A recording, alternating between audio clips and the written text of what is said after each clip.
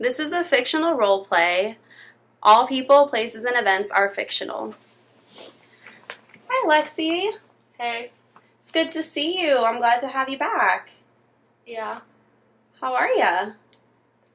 I'm not doing great.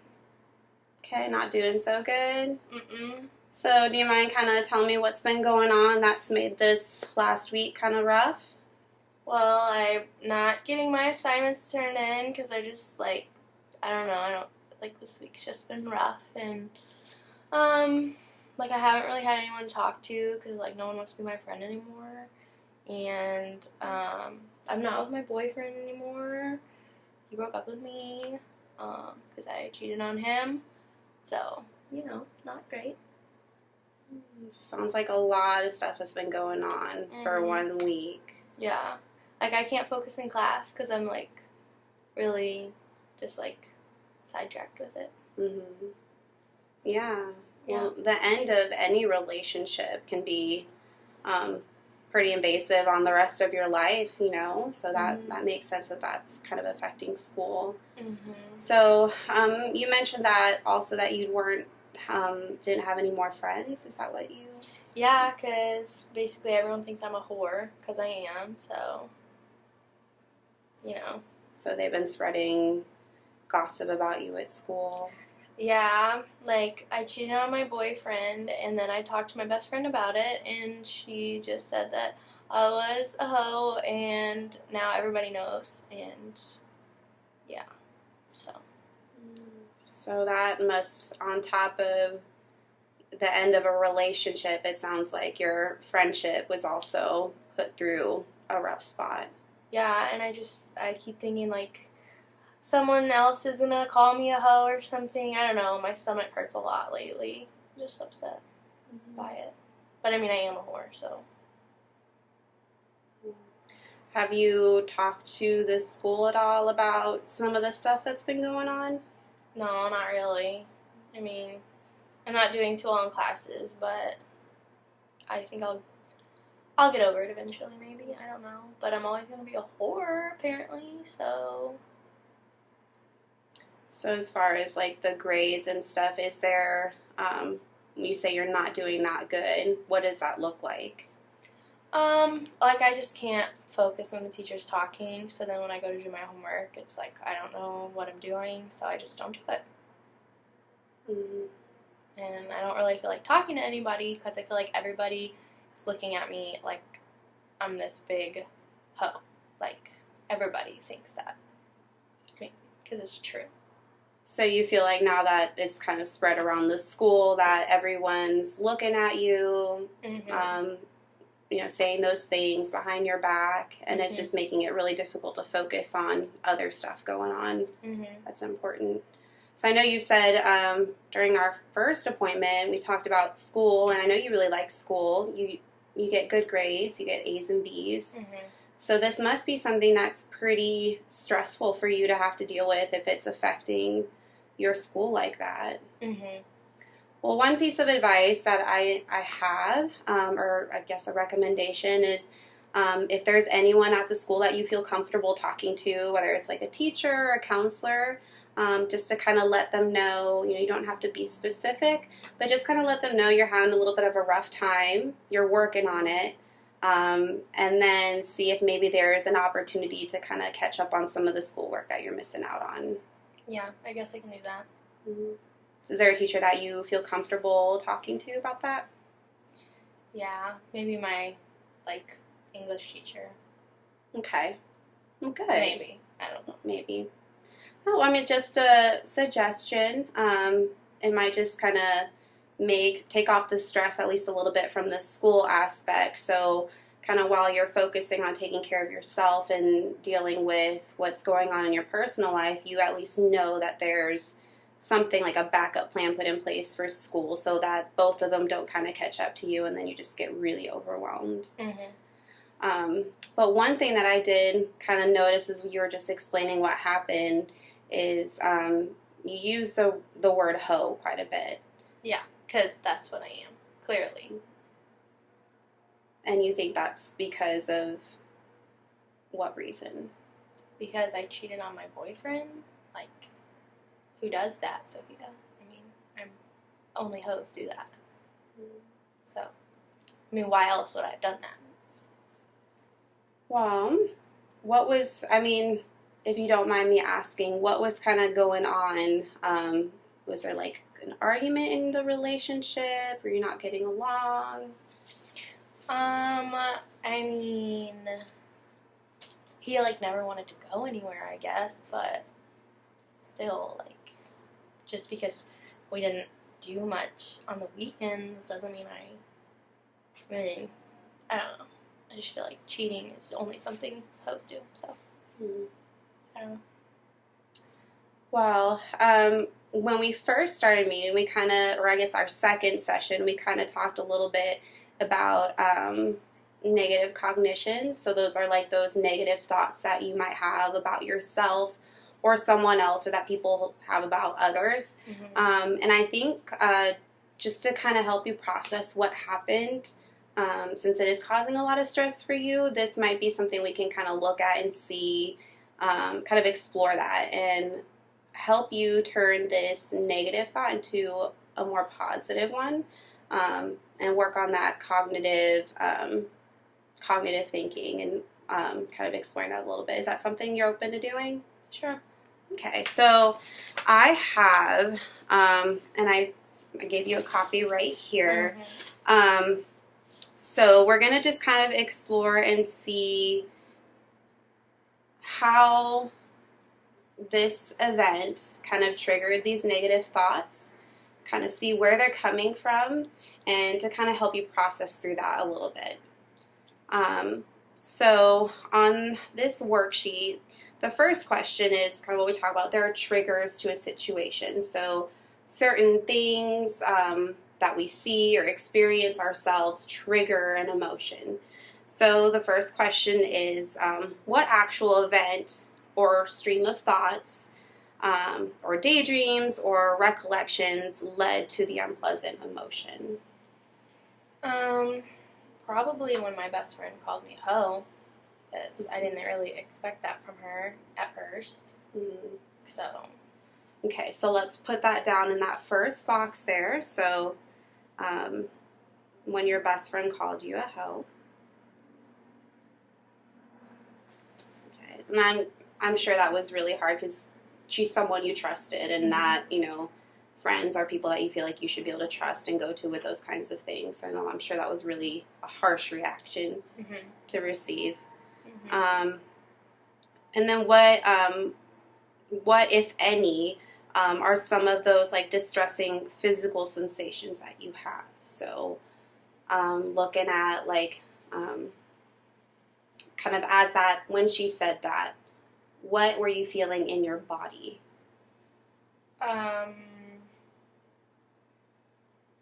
Like, I guess my hands were kind of sweaty. Okay, so sweaty hands.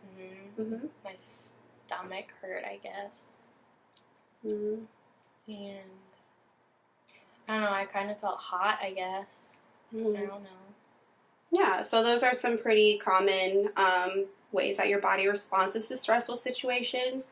Some people get headaches, some people get the shakes or shivers. But yeah, like stomach aches are pretty common. The sweaty palms, you know, that happens like when you're nervous or sometimes when you're angry. And then you also mentioned... I'm just feeling like hot. Right. Yeah. Like really warm, like your body was heating up. So we'll also put that in that first box there. So you mentioned sweaty hands, upset stomach, and then the hot flashes. Good. So the next, I guess that would be, the next column is looking at the automatic thought. So that's the thought or, well, I guess first off, what thoughts or images went through your head as this happened? That she's right, and that, like, it just, I guess, made me realize that, like, I'll probably never get married now, or, like, ever have another boyfriend, Or I also thought that she was going to probably go tell other people not to be friends with me. Probably. Those were probably what I was thinking. But also that I was kind of shocked she said it. Mm-hmm. I mean, yeah. Yeah. So it was some pretty bad feelings to have. Mm-hmm. So in that second box there, summarizing that up. So the shock, you experienced shock that you were, not going to have any friends, that she was going to tell other people. Mm-hmm. What were some other things you mentioned? I felt like maybe she's right that I am a bad person. Mm-hmm. Mm-hmm. Yeah. Are those all the thoughts that you had? Well, I definitely regretted it. Like, kind of wish that I hadn't done it. Mm-hmm. Well, that's another good one to put down, regret. Anything else? Probably not. Okay. So now, how much did you believe those thoughts at the time? And so we're looking at a scale from 0 to 100%. So 0 being not at all, 100% being this is absolutely without a doubt true. Probably like 90%. Okay. So we put that down, 90%. That's pretty high. Mm-hmm. So the next area is emotions. So what emotions were you feeling at the time? Sad and angry. Mm-hmm. And kind of confused, but not confused why, she felt that way, but that she would say it to me, I guess. Mm-hmm. So write those here. Yep. Okay. Sad, angry, and confused. Notice those are, some different kinds of emotions, and so that's a good thing to notice is that you can feel different emotions at the same time over the same situation. Typically, it's not just sadness, but it's a combination of two. So I think that's great that you were able to notice that not only were you angry and sad, but that you were also feeling confused because you didn't expect that to come from a friend of yours. So I'm glad you were able to notice that. And so how intense were those emotions on looking at 0 to 100%? 0 being not intense at all, 100% being like just full-blown overwhelming. Well, sad was probably like 95%. Okay. But angry was probably like, I don't know, like 20%. Okay. And then 10% confused. Okay. So probably the number one emotion then was the sadness of it. Yeah. So then we're moving on to the next column. We're looking at adaptive response. So the first question is, what cognitive distortions did you make?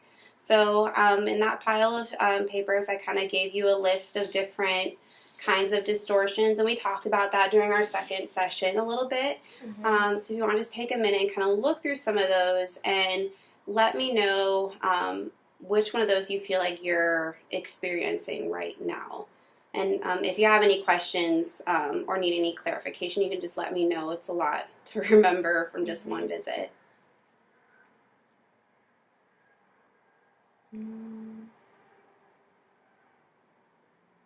I mean, maybe all or nothing. I mean, but I think this is a pretty black and white situation. Like, cheater, hoe, not cheater, not a hoe. So, I mean, I guess all or nothing. Okay. And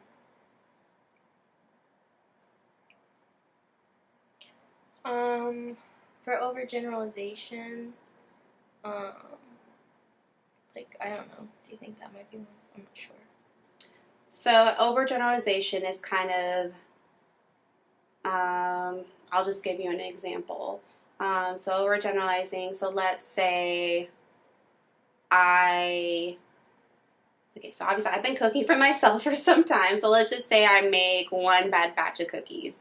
And my overgeneralizing being like, I am the worst cookie maker in the world. I obviously can't bake cookies or bake anything for that matter. So I'm kind of taking a negative thought, an automatic thought, and applying it to everything based on one situation.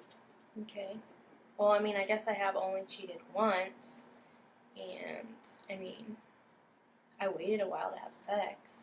So it could be overgeneralizing, I guess. Yeah, so I mean, it is possible to kind of have a combination of different types of distorted thinking. So it makes sense that like it could be all or nothing, and then kind of like you're taking like either you cheat or you don't. It's either one or the other. There's no gray area. And then you're overgeneralizing, like you said. It happened once, and now you're having these thoughts of, well, it happened once, so it must mean that I'm always going to be this way. Okay, so I think, yeah, those are good ones that you identified. So then you can write those down as well in that third box.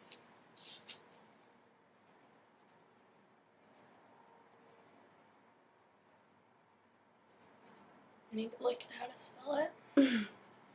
Yeah, they're pretty, the overgeneralization.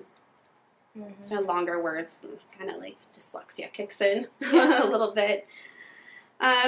So now we want to, on the bottom of that sheet, there are different questions.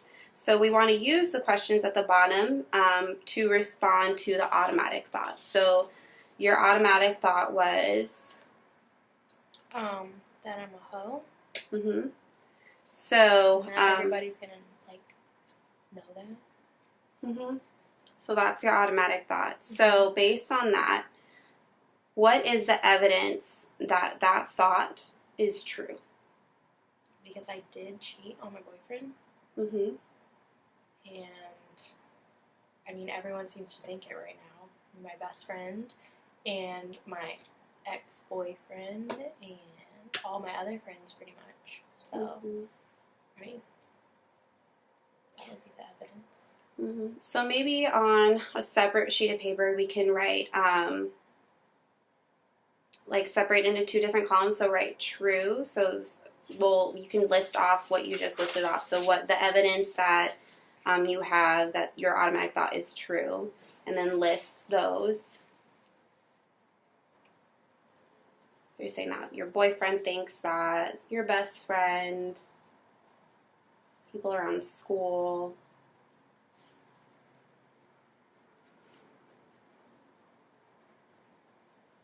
Okay. Is there any other evidence that you've seen that prove that that thought is true? I mean, no, it's pretty much the fact that I cheated, that I did actually cheat. Okay. So now I want to look at the opposite side. So now on the other side of that, I want you to think about evidence that proves that that thought is not true. That I'm not a hoe?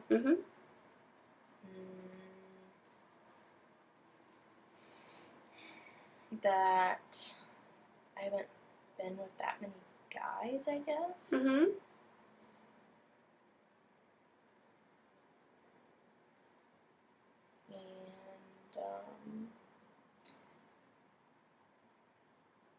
I mean, no one's ever called me that before.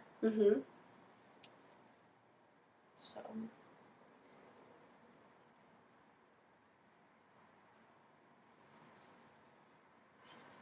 I mean, technically, I only cheated with one guy. I didn't cheat with, like, a lot of guys. Right. Like, some girls I know at school.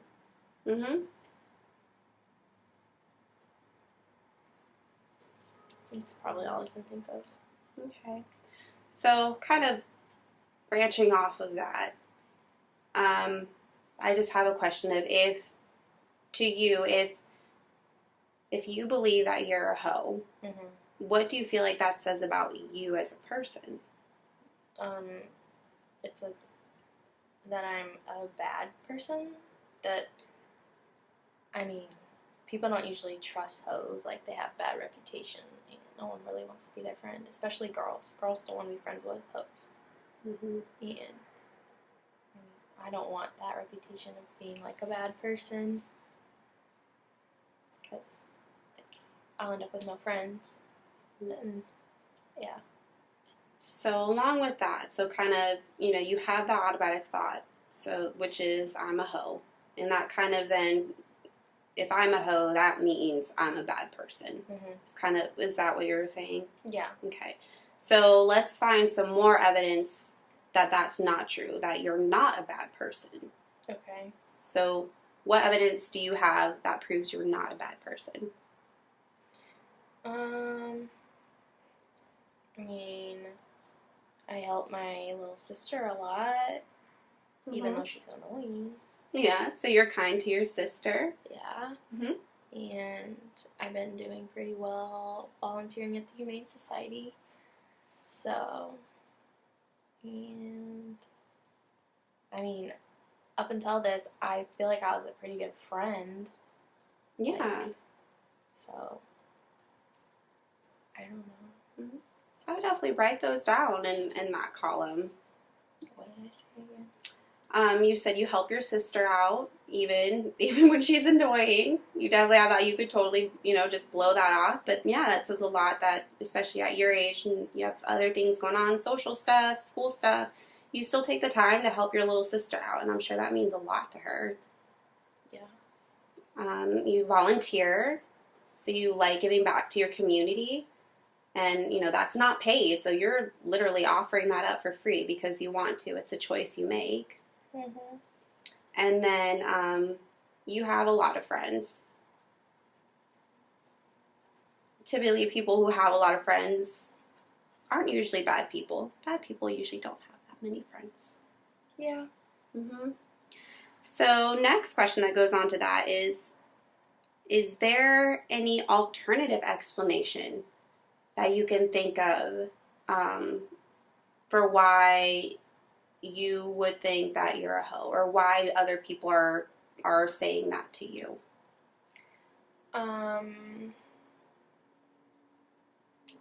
Well, I mean, my best friend, might like the guy that I cheated on my boyfriend with. Mm-hmm. I mean, I know a lot of other girls like him, so maybe she likes him. Mm-hmm. So she could just be jealous, I guess. Yeah, it could be a reaction of jealousy. Also, at your age, being in high school, lots of rumors and gossip go around. It's just kind of, unfortunately, the part of being that age. Mm-hmm. I'm sure you can even think of times when you've heard things about probably other people that may or may not have been true. Mm-hmm. Because that's just kind of how it is at this age for some reason. There's a lot of drama. Mm-hmm. A lot of hormones kind of going around everywhere, mood swings and stuff like that. Yeah. But I definitely think, it could definitely be a jealousy issue. Is there any other, alternative explanations? Well,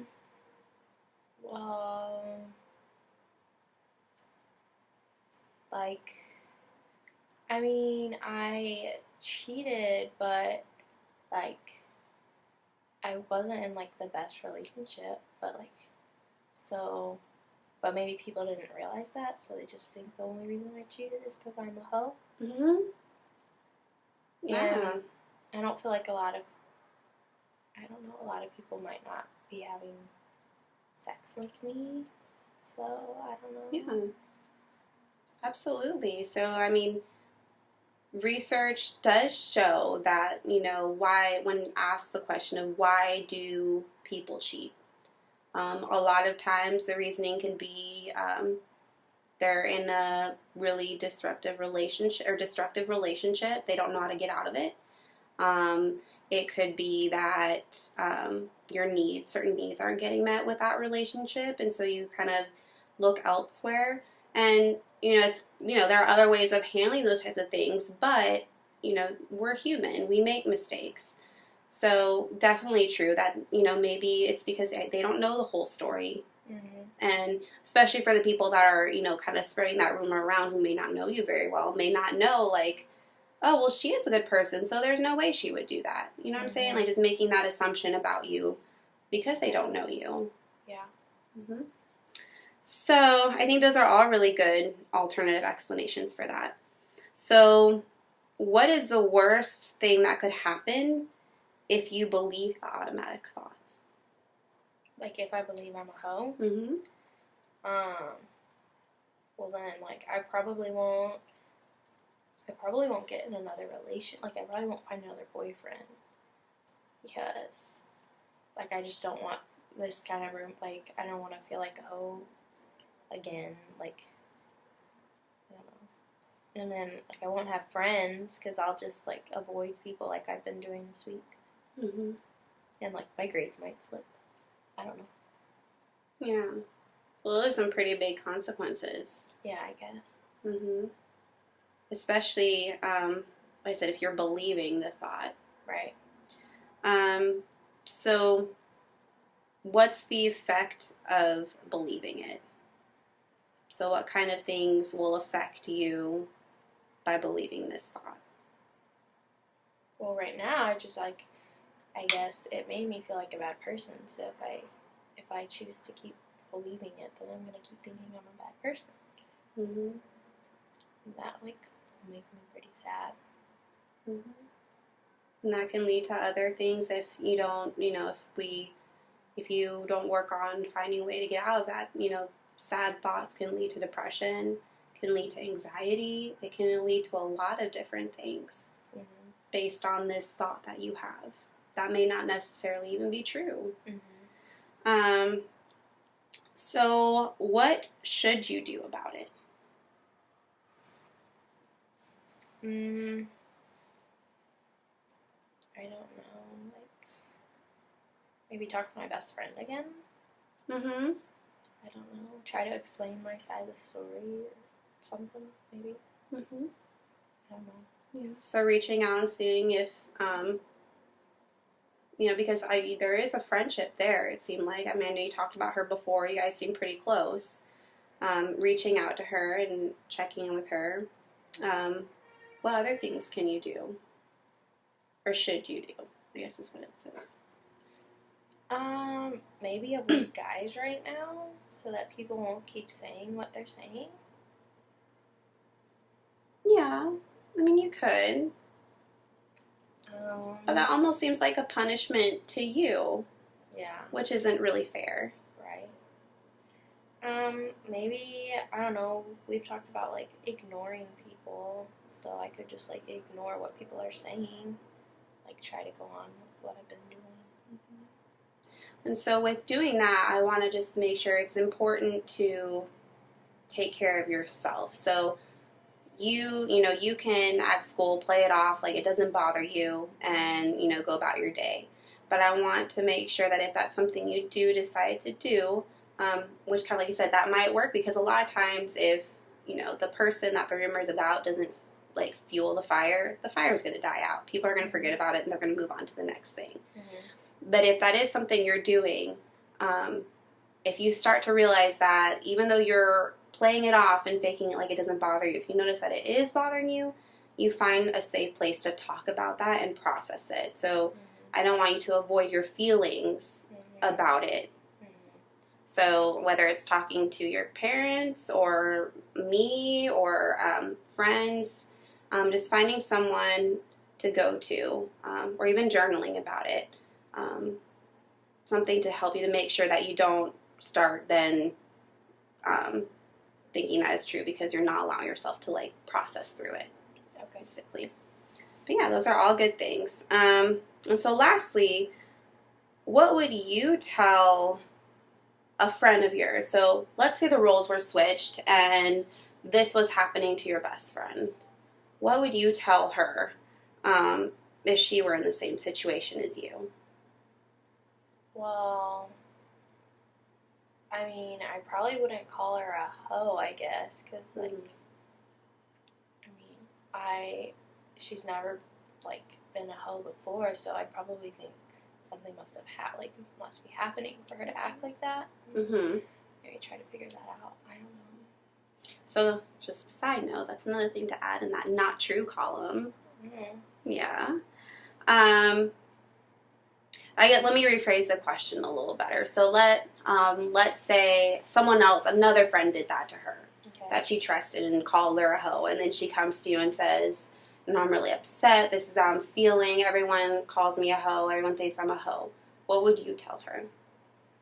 I'd probably just be like, do you think you're a hoe?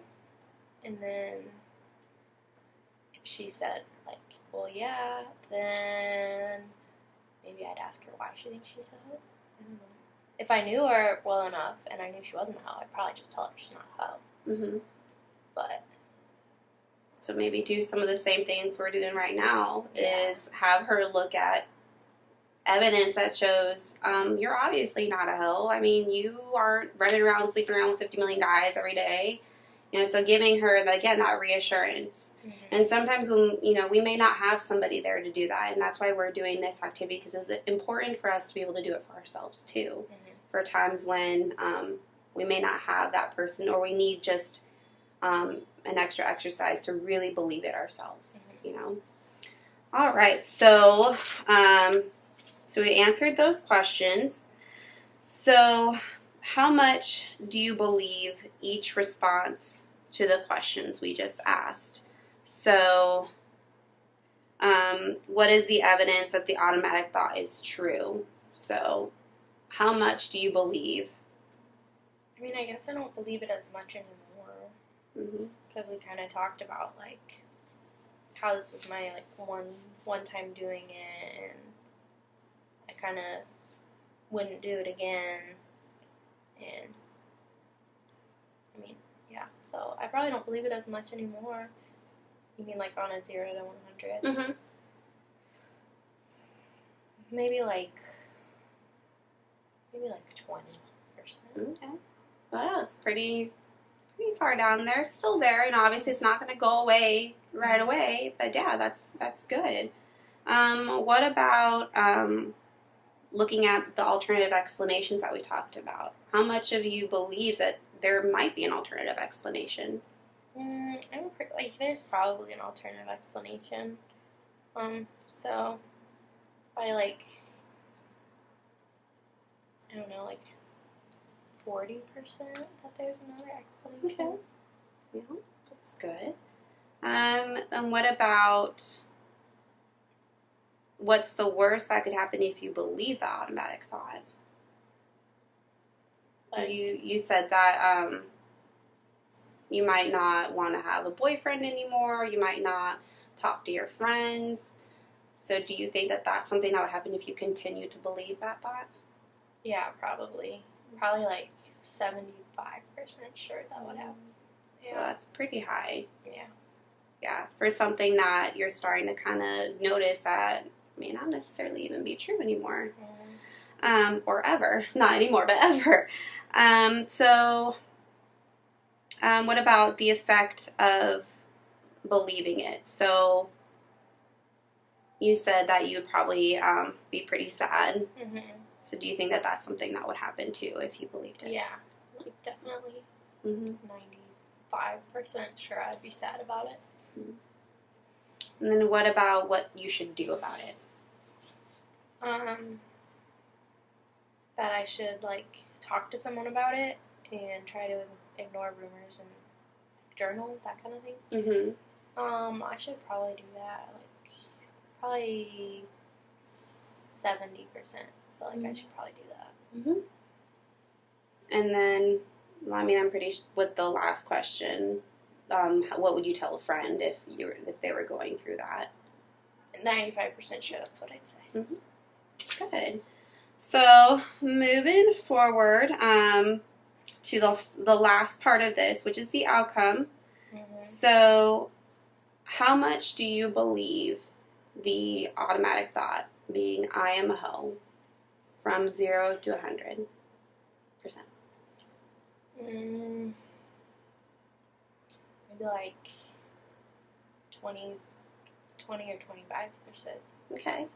Do you remember what you said at the beginning? Did I say 90 maybe? It was 90. Yeah. So you went from 90% to 25%. Yeah. It's a pretty nice jump. Yeah. What emotions do you feel now thinking about it? I feel a little less anxious about it. I mean, I still think I'm gonna probably go to school tomorrow and like hear people talking about it, but now at least I can maybe try to not believe them. Mm-hmm. Yeah, so anxiety level going down, that's always a plus. That's what we want. How intense would you say that emotion is of anxiety? Probably like 20 to 30%. Okay. So not terribly high, but still there a little bit. So what do you think you're going to do now? I kind of want to talk to my best friend, I think, and just like see if she really does think that about me still, and see if I can like talk to her and try to explain my side of the story a little bit more. Because I do want to be her friend still, even though that really hurt when she said it. More evidence in the not true column. You still want to be your friend. Yeah. So, yeah, I think that's a great plan. So for the rest of the session, we'll just go ahead and, since you do have just a little bit of anxiety, we can talk about some coping skills on how to handle that anxiety. And we can talk about different kinds because, you know, at school, those coping skills will be different than at home probably. Mm-hmm. So we'll talk about that and just kind of plan for that. So for the rest of the week, so you have coping skills, and then we can kind of review again next week when we meet. Okay. Sound good?